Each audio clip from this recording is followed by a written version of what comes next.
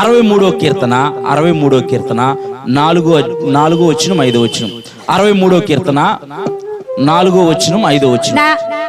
నా మంచము మీద నిన్ను జ్ఞాపకం చేసుకుని రాత్రి జాములందు నిన్ను ధ్యానించినప్పుడు కొవ్వు మెదడు నాకు దొరికినట్లుగా నా ప్రాణము తృప్తి పొందుతుంది. ఈ వాక్యం చాలమ్మా, అక్కడ వరకు చాలు. ఈ వాక్యం రాసింది ఎవరనంటే సాదా సీదా వ్యక్తి కాదు, ఏ పాస్టర్ గారు, ఏ ప్రవక్తో కాదు. ఒక దేశానికి రాజు చెబుతున్నాడు. ఒక దేశానికి రాజు. రాజు ఎంత బిజీగా ఉంటాడు? రాజు ఖాళీగా ఉంటాడా? రాజు అసలు ఖాళీగా ఉండడు. అలాంటి రాజు అయిన దావీదు అంటున్నాడు ఇక్కడ, ఒకసారి చదువు. నా మంచము మీద జ్ఞాపకము చేసుకొని నిన్ను జ్ఞాపకం చేసుకోవడం అంటే ఆయన నిన్ను జ్ఞాపకం చేసుకోవడం అంటే యేసు ప్రభు వారిని జ్ఞాపకం చేసుకోవటం. ఆయన్ని జ్ఞాపకం చేసుకోవటం అంటే ఆయన వాక్యాన్ని మనం జ్ఞాపకం చేసుకోవటం. చదువు ఒకసారి.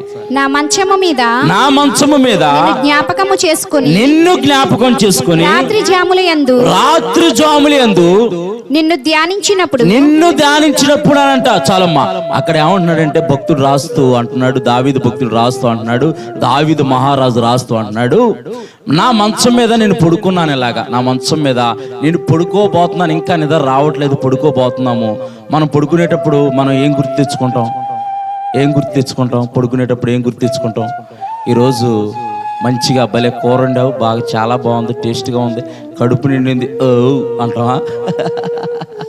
అంతేరా? తెచ్చుకోరా? మీరు ఎప్పుడు గుర్తు తెచ్చుకోలేదా అంటే చూస్తున్నారు అలాగ నా వైపు. తెచ్చుకో. హోటల్కి వెళ్ళాం, ఫ్యామిలీ అంతా కలిసి రెస్టారెంట్కి వెళ్ళిన తర్వాత మంచి భోజనం ఇప్పించారు. మంచి భోజనం తిన్నాం, మంచిగా భోజనం చేసాం. ఇంటికి వచ్చిన తర్వాత పడుకున్నప్పుడు భలే ఉంది ఈరోజు, అసలు చాలా బాగుంది రెస్టారెంట్, మళ్ళీ ఇంకోసారి అనుకుంటాం. మనకు నచ్చిన విషయాలు, మనకి బాగా ఇష్టమైన విషయాలు మనం గుర్తు తెచ్చుకుంటూ ఉంటాం. మా అమ్మాయి ఆ రోజు ఏమేమి మాటలు మాట్లాడిందో, లేకపోతే ఎలాంటి అల్లరి పనులు చేసిందో అవన్నీ గుర్తొస్తూ ఉంటాయి. పడుకున్నప్పుడు ఏమో గుర్తొస్తూ ఉంటాయి నాకు. వాళ్ళ అన్నయ్యని ఏమని అల్లరి చేసిందో, ఎలాగ అల్లరి చేసిందో, లేకపోతే మా ఆవిడ చెబుతూ ఉండేది, ఇలాగందండి, ఇలాగ అల్లరి చేస్తుంది, ఎలాగనే కొద్దిసేపు నవ్వుకుని గుర్తొస్తూ ఉంటాయి మన పిల్లల గురించి, లేకపోతే మన కుటుంబంలో జరిగిన సంగతులు మనం గుర్తు తెచ్చుకుంటాం. దావీదు అలా గుర్తు తెచ్చుకోవట్లేదంట. ఆయన ఒక మహారాజు, దేశానికి రాజు అండి.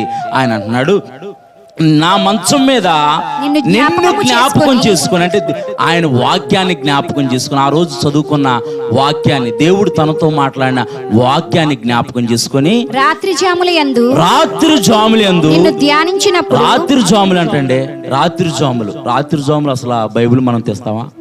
సెల్ ఫోన్ పట్టుకొని 2 దాకైనా ఉంటాం, 3 దాకైనా ఉంటాం, అర్ధరాత్రి దాకైనా ఉంటాం. కానీ రాత్రి జాములు ఒక రాజు దేవుని యొక్క వాక్యాన్ని తెరిచి, పరిశుద్ధ గ్రంథమైన బైబిల్ తెరిచి దాన్ని ధ్యానిస్తున్నాడంట. దేవుని నామానికి మహిమ కలుగును గాక.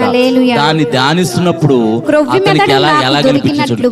కొవ్వు మెదడు నాకు దొరికినట్టుగా ప్రాణము తృప్తి పొందుచున్నది. కొవ్వు మెదడంట. కొవ్వు మెదడు నాకు దొరికినట్టుగా. తలకాయ మాసంలో మెదడు ఉండిద్ది కదా. తలకాయ మాసంలో మెదడుండిద్దే ఉండదా? తలకాయ మాసంలో మెదడు తినమంటారు, బలం అంటారు. తలకాయ మాసంలో మెదడు అది స్మెల్ వస్తున్నా సరే అది బాగా కాల్చి దాన్ని బాగా ఉడకపెట్టి వండుతారు. మా చెల్లి నవ్వుతుంది. దేవుని నామానికి మహిమ కలుగును గాక. తలకాయ మాసంలో మెదడు తింటే ఎలాగ తన దేహం తృప్తి పొందిద్దో, ఆ యొక్క రుచికి ఎలాగ తృప్తి పొందుతుందో తన దేహం అలాగ తృప్తి పొంది. ఇప్పుడు మొత్తం ఒకసారి చదువమ్మా వచ్చినమంతా. నా మంచము మీద నిన్ను జ్ఞాపకం చేసుకొని రాత్రి జాములందు నిన్ను ధ్యానించినప్పుడు, వాక్యాన్ని ధ్యానించినప్పుడు క్రొవ్వు మెదడు నాకు దొరికినట్లు నా ప్రాణము తృప్తి పొందుతుంది. దేవుని నామానికి మహిమ కలుగును గాక. లోకంలో ఏటి వల్ల మనకు తృప్తి కలదు కానీ ఆయన వాక్యం యొద్దకు వచ్చి, అందుకే దావీదు భక్తుడు అంటున్నాడు, నా బాధలో నీ వాక్యమే నాకు నెమ్మది కలగజేస్తుంది. దేవుని నామానికి మహిమ కలుగును గాక. నీకున్న బాధలో నీవు బలపరచబడాలంటే, నీవు ఆదరించబడాలంటే, నీ అవసరతలు తీర్చబడాలంటే, నీ అక్కర్లు తీర్చబడాలంటే నీవు ప్రతిరోజు దేవుని ఒక వాక్యం ధ్యానించు. ఆ వాక్కు ద్వారా దేవుడు నీతో మాట్లాడతాడు, దేవుడు నిన్ను ఆదరిస్తాడు, దేవుడు నిన్ను బలపరుస్తాడు, దేవుడు నీ అక్కర్లు తీర్చి నిన్ను అనేకులకు ఆస్వాదకరంగా పెడతాడు. దేవుని నామానికి మహిమ కలుగును గాక. ఒక రాజు అంటున్నాడు, రాత్రి జాముల యందు నేను వాక్యాన్ని ధ్యానించినప్పుడు, వాక్యాన్ని నెమరు వేసుకోవటం గుర్తు తెచ్చుకున్నప్పుడు, నేను వాక్యాన్ని ధ్యానించినప్పుడు, వాక్యాన్ని గుర్తు తెచ్చుకున్నప్పుడు కొవ్వు మెదడు నాకు దొరికినట్లుగా నా యొక్క దేహం తృప్తి పొందుతుంది. దేవుని నామానికి మహిమ కలుగును గాక. దేవుని మాట వల్ల నరులు బ్రతుకుతారు. యెహోవా మాట వల్ల, సృష్టికర్త అయిన యెహోవా మాట వల్ల నరులు బ్రతుకుతారు. అలాంటి పరిశుద్ధ గ్రంథ బైబిల్లోని దేవుని యొక్క వాక్యాలు మనం ఏం చేస్తామని అంటే, ఏ మీటింగ్కి వచ్చినప్పుడు, లేదా సువార్త కూడికి వెళ్ళినప్పుడు, లేదా ఆదివారం మాత్రమే పరిశుద్ధ గ్రంథాన్ని మనం ఓపెన్ చేస్తాం. మిగతా రోజుల్లో చాలామంది ఏ సెల్ఫోన్లోనో ఎక్కడెక్కడో పెడతా ఉంటారు. కానీ దేవుని యొక్క వాక్యాన్ని నువ్వు ప్రతిరోజు ధ్యానిస్తే, దేవుని యొక్క వాక్యాన్ని నువ్వు ప్రతిరోజు వింటూ ఆయన వాక్యాన్ని ధ్యానిస్తే గనక ఆయన నీకున్న పరిస్థితి అంతటినీ మారుస్తాడు. ఇంకా దావీదు ఏమంటున్నాడు చూద్దాం. 119వ కీర్తన 148వ వచనం. 119వ కీర్తన 148వ వచనం. నీవిచ్చిన వాక్యము నేను ధ్యానించుటకై నా కన్నులు రాత్రి జాములు కాకమునిపే, అంటే అసలు నిద్రపోతున్నాడు. ఇంకా ఒక దేశానికి రాజయ్యుండి, ఒక దేశానికి రాజయ్యుండి అసలు పడుకుంటున్నాడా పడుకోవట్లేదా? రాత్రి జాములేమో వాక్యాన్ని ధ్యానిస్తానంటున్నాడు. రాత్రి జాములేమో ఎప్పుడెప్పుడు వాక్యాన్ని ధ్యానించాలా, ఎప్పుడెప్పుడు వాక్యాన్ని చదవాలా, ఎప్పుడెప్పుడు దేవుడి సన్నిధిలో గడపాలని ఇక్కడ దేవుని యొక్క వాక్కు రాయబడింది. నీవిచ్చిన వాక్యమును నేను ధ్యానించుటకై నా కన్నులు రాత్రి జాములు కాకమునిపే తెరుచుకుందును. దేవుని నామానికి మహిమ కలుగును గాక. ప్రతి ఉదయకాలము నీ కళ్ళు తెరిచినప్పుడు నువ్వు చూడాల్సింది ఏంటంటే పరిశుద్ధ గ్రంథంలోని వాక్యం. దేవుని నామానికి మహిమ కలుగును గాక. నీవు కళ్ళు తెరవంగానే చిన్నడా ఇటు రారా, ఒకసారి ఇటు రారా, చిన్నడా అమ్మాయి ఇలా రా, ఎదుర్రా నేను చూస్తే మంచి కలిగింది నాకు, నీ మొహం నాకు చూపించు అని అంటావు. లేకంగానే మనకిష్టమైన వాళ్ళని, లేకపోతే రెండు చేతులు వెళ్ళాలనుకొని ఎలా చూస్తూ ఉంటారు. రెండు చేతులు వెళ్ళాలనుకొని ఎలా చూస్తే ఏముంటాయి? చేతుల్లో ఏముంది? రేఖలు తప్పితే ఏమి లేదు. రేఖలు సృష్టించింది దేవుడు, సృష్టికర్త అయిన దేవుని యొక్క వాక్యాన్ని గనక నీవు చూస్తే గనక నీ జీవితం మారిపోయి. దేవుని నామానికి మహిమ కలుగును గాక. ఇక్కడ ఆయన రాత్రి జాములందు ఆయన వాక్యాన్ని ధ్యానించడానికి, ఆయన వాక్యాన్ని కళ్ళు ఎంతో ఆతృతగా చూస్తాయంట. నా కన్నులు రాత్రి జాములు కాకమునిపే నేను తెరుచుకుందును. అసలు పడుకోవట్లేదు. అందుకే దావీదు రోజుకి 7 మార్లు దేవుని స్తుతించాడంట. దేవుని నామానికి మహిమ కలుగును గాక. రోజుకి 7 మార్లు అంత బిజీ షెడ్యూల్ ఉండి, అంత బిజీ లైఫ్ జీవిస్తూ కూడా ఆయన దేవుని యొక్క సన్నిధి నుంచి, దేవుని యొక్క సమూహముల నుంచి దావీదు తొలగిపోలేదు. దావీదు తొలగిపోయినా, ఒకానొక దినాన దావీదు తొలగిపోయినా సరే, దావీదు మళ్ళీ దేవుని సన్నిధిలోకి వచ్చి, అయ్యా నీ ఎదుట నేను పాపం చేశాను ప్రభా, నీ ఎదుట నేను పాపం చేశాను, నీ యొక్క రక్తంతో నన్ను కడిగయ్యా, నన్ను శుద్ధిడిగా చేయని అంటే దావీదుని శుద్ధినిగా చేసి కృపతో నింపాడు. దేవుని నామానికి మహిమ కలుగును గాక. నీవు పాపంలో జీవిస్తున్నావా? పాపంలో నీవు బతుకుతున్నావా? పాపంలో అంటు పెట్టుకొని నువ్వు ఉంటున్నావా? నేను చేసే ఈ పాపం నుంచి నాకు విడుదల కలగట్లేదండి, ఈ బలహీనతల నుంచి నాకు విడుదల కలగట్లేదండి, నేను ఎలా విడుదల పొందుకోవాలో నాకు అర్థం కావట్లేదండి, మాటికి నేను నా బలహీనతల వల్ల నేను పాపంలో పడిపోతున్నానని నువ్వు అనుకుంటున్నావా? పరిశుద్ధుడైన యేసు ప్రభువారి వద్దకు నీవు వచ్చావంటే, పరిశుద్ధ గ్రంథం వద్దకు నీవు వచ్చావంటే, ఆ గ్రంథంలోని మాటలు నిన్ను పరిశుద్ధపరుస్తాయి. దేవుని నామానికి మహిమ కలుగును గాక. చూద్దాం ఇంకా మొదటి కీర్తన. అందుకే దావీదు మొదటి కీర్తనలో రాస్తూ అంటున్నాడు. మొదటి కీర్తన 2వ వచనం చదువమ్మ. 2-3 యెహోవా ధర్మశాస్త్రమునందు ఆనందించుచు దివారాత్రము దానిని ధ్యానించువాడు ధన్యుడు. ఈ పరిశుద్ధ గ్రంథాన్ని ధ్యానించేవాడు ధన్యుడు. చాలా మంది ఇప్పుడు ఏం చేస్తున్నారంటే సోషల్ మీడియాలో ఇది అపవిత్రమైన గ్రంథము, దీంట్లో అపవిత్రమైన మాటలు ఉన్నాయి అని వారు ఎగతాళి చేస్తున్నారు. వారు తెలియక ఎగతాళి చేస్తున్నారు. తెలుసుకున్న వారు ధన్యులుగా వారు జీవిస్తున్నారు. దేవుని నామానికి మహిమ కలుగును గాక. యెహోవా ధర్మశాస్త్రమునందు ఆనందించుచు దీవారాత్రము దాన్ని ధ్యానించువాడు ధన్యుడు. అతడు నీటి కాలవల ఎరను నాటబడినదై ఆకు వాడక తన కాలమందు ఫలమిచ్చు చెట్టు వలె ఉండును. దేవుని నామానికి మహిమ కలుగును గాక. నీ జీవితము ఫలభరితంగా ఉండాలంటే, నీ జీవితం అనేకులకు ఆస్వాదకరంగా ఉండాలంటే, నీకున్న పరిస్థితి నుంచి నువ్వు విడిపించబడాలంటే దావీదు ఏం చేస్తానంటే దేవారాత్రులు ధర్మశాస్త్రము దేవుడిచ్చిన వాక్యాన్ని ధ్యానిస్తున్నాడంట. నీవు దేవారాత్రులు దేవుని యొక్క వాక్యాన్ని ధ్యానిస్తే, దేవారాత్రులు దేవుని యొక్క వాక్యాన్ని నువ్వు చదివితే ఆకు వాడక తన కాలమందు ఫలమిచ్చు చెట్టు అని. మనకి వెస్ట్ గోదావరిలో కాలువగొట్టిన కొబ్బరి చెట్లు ఉంటాయి, కాలువగొట్టిన జామ చెట్లు ఉంటాయి, కాలువగొట్టిన బొబ్బాయి చెట్లు ఉంటాయి. మీరు ఎప్పుడైనా పళ్ళు తిన్నారు? ఎప్పుడన్నా ఆ కొబ్బరి బొండం దగ్గర మామూలు మనం ఇక్కడ కొనుక్కునే రోడ్డు మీద కొనుక్కునే కొబ్బరి బొండానికి కాలువ పక్కన పండిన కొబ్బరి బొండానికి కానీ కాలువ పక్కన పండిన ఏ పండుకైనా సరే రుచి తేడా ఉంటుంది. నీవు దేవుని యొక్క సన్నిధిలోకి వచ్చి, దేవుని యొక్క వాక్కు దగ్గరకు వచ్చి నీవు దినదినము ఆయన వాక్కుని ధ్యానిస్తే గనక నీ జీవితము అనేకులకు రుచికరంగా మారి దేవుని నామానికి మహిమ కలుగును గాక. దావీదు గురించి ఇన్ని సంవత్సరాలైనా సరే మనం మాట్లాడుకుంటున్నామంటే దావీదు అటువంటి భక్తి చేశాడు, అటువంటి మాదిరికరంగా దావీదు జీవించాడు.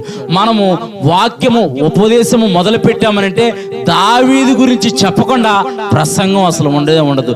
ఎందుకనంటే దావీదు యొక్క భక్తి జీవితం అలాంటి. దేవుని నామానికి మహిమ కలుగును గాక. నా భక్తి జీవితం కూడా మారాలంటే, నా భక్తి జీవితం కూడా అభివృద్ధి చెందాలని అంటే ఆయన వాక్యాన్ని దినదినము ధ్యానించేవారిగా, ఆయన వాక్యాన్ని దినదినము పఠించేవారిగా మనం ఉంటే గనక మనము ధన్యులమంట. దేవుని నామానికి మహిమ కలుగును గాక. ఆ వాక్యము మనం ధ్యానిస్తే మన జీవితంలో ఏం జరిగిందో ఒకసారి చూద్దాం. హెబ్రీయులకు రాసిన పత్రిక 4:12. ఎందుకనగా దేవుని వాక్యము సజీవమై బలము గలదై రెండంచులు గల చాలమ్మా. దేవుని వాక్యము సజీవమైందంట. అంటే బ్రతికించే వాక్యము. ఎల్లప్పుడూ పాడైపోయిన నీ జీవితాన్ని, చితికిపోయిన నీ జీవితాన్ని, బాధలో ఉన్న నీ జీవితాన్ని, నెమ్మది లేని నీ జీవితాన్ని బ్రతికించే సజీవమైన వాక్యము. దీనికి పైన నల్లట్టుంది కానీ దీని మాటలు నలుపు లాంటి మన జీవితాన్ని తెల్లగా మారుస్తాయి. దేవుని నామానికి మహిమ కలుగును గాక. పాప పంకెల్లో చిక్కుకున్న మన జీవితాల్ని పవిత్రపరుస్తుంది. పాపంలో పట్టబడిన మన జీవితాలు విడుదల పొందుకోవాలంటే నీవు దినదినము దేవుని యొక్క వాక్కుని ధ్యానించి నిజదేవుడైన యేసు ప్రభువు వద్దకు వచ్చావంటే ఆయన నమ్మదగిన వాడు, నీతిమంతుడు. ఆయన వద్దకు వచ్చిన వారిని ఆయన ఎంత మాత్రం విడిచిపెట్టే దేవుడు కాదు. అందుకే యేసు ప్రభువు అంటున్నారు, భారం మోసుకున్న సమస్త జనులారా నా యొద్దకు రండి, నేను మీకు విశ్రాంతిని కలగజేస్తాను. ఆయన నీకు విశ్రాంతి ఇవ్వాలని, ఆయన నీకు నెమ్మది ఇవ్వాలని, ఆయన నీ పాపము నా పాపము ఆ కల్వరి శిలువలో 2024 సంవత్సరాల క్రితము ఆయన మరణించి ఆయన పరిశుద్ధ రక్తం ద్వారా మనకు విడుదల విమోచన దయచేసిన గొప్ప దేవుడు. దేవుని నామానికి మహిమ కలుగును గాక. ఎందుకనగా దేవుని వాక్యము సజీవమై బలము గలదే, రెండంచులు గల ఎటువంటి ఖడ్గము కంటేను వాడిగా ఉండి. రెండంచులు గల ఖడ్గం అంట. దేవుని ఒక వాక్యం ఎలాంటిదంటే రెండంచులు గల ఖడ్గం అంట. రెండంచులు గల ఖడ్గము ఎవరి దగ్గర ఉండిద్దో తెలుసు? రాజు దగ్గరే ఉండిద్ది. రెండంచు గల ఖడ్గము రాజు దగ్గర, సైన్యాధిపతి దగ్గర. దానికి ఒక ప్రోటోకాల్ ఉంటుంది, దానికి ఒక క్యాడర్ ఉంటుంది. ఎవరికి పడితే వాళ్ళకి టాటా సుమో ఉండిద్దా? ఎవరికి పడితే వాళ్ళకి బెంచ్ కారు ఉండిద్దా? దానికి కొనుక్కోవటానికి కూడా అర్హత ఉండాలంట. అది కొనుక్కునేటప్పుడు కూడా వాళ్ళ అర్హత, వాళ్ళ స్టేటస్ చూసి వాళ్ళు ఇస్తారంట. అదే పూరుగుడిసులో ఉన్నాడు ₹1 కోటి తీసుకెళ్ళిపోయి బెంచ్ కారు ఇమ్మంటే ఎవడం? దానికి ఒక అర్హత కావాలి. అలాగే ఇక్కడ దేవుని యొక్క వాక్యం చెబుతుంది, ఎందుకనగా దేవుని వాక్యము సజీవమై బలము గలదై రెండంచులు గల ఎటువంటి ఖడ్గము కంటేను వాడిగా ఉండి. రెండంచులు గల ఖడ్గం అంట. ఒకవైపు పొదుండేది కాదు, రెండంచులు గల ఖడ్గము కంటేను వాడిగా ఉండి ప్రాణాత్మక కీలను మూలుగులను విభజించునంత మట్టుకు దూరుచు హృదయం యొక్క తలంపులను ఆలోచనలను శోధించును. దేవుని నామానికి మహిమ కలుగును గాక. నీవు నీ యొక్క వాక్యాన్ని వినటానికి నీ మనసు నీవు పురుగొల్పుకొని దేవుని యొక్క మందిరానికి వచ్చావు గనక, దేవుని సన్నిధిలోకి వచ్చావు గనక దేవుడు నిన్ను ఎన్నడూ విడిచిపెట్టాడు. దేవుని నామానికి మహిమ కలుగును గాక. నీవు ఆయన వాక్యం మీద ఆధారపడుతున్నావు గనక ఆ వాక్యం ఎలాంటిదని అంటే ప్రాణాత్మ మూలుగుల్లోనికి విభజించినంత మట్టుకు దూర్చు పరిశోధిస్తుందంట. దేవుని నామానికి పలుగులు కలుగును గాక. ఆయన వాక్యం ఎలాంటిదంటే ప్రాణాత్మ మూలుగుల్లోకి, మనకు అప్పుడప్పుడు పెళ్లిళ్ళకి ఫంక్షన్లకి వాటికి వెళ్ళినప్పుడు మూలుగేస్తూ ఉంటారు. ఆ మూలుగు ఆ యొక్క బుడ్స్లో ఉన్నది ఆ లోపల లాగాలని అంటే ఎంత కష్టం. ఆ లోపల లాగాలంటే ఉఫ్ ఉఫ్ ఉఫ్ అనా, లేకపోతే దానికి వేసేట బలకేసి కొడతా ఉండాలి, పక్కన వాళ్ళేమో మన ఇంకా చూస్తూ ఉంటారు. అలాంటి మూలుగులకు కూడా దేవుని యొక్క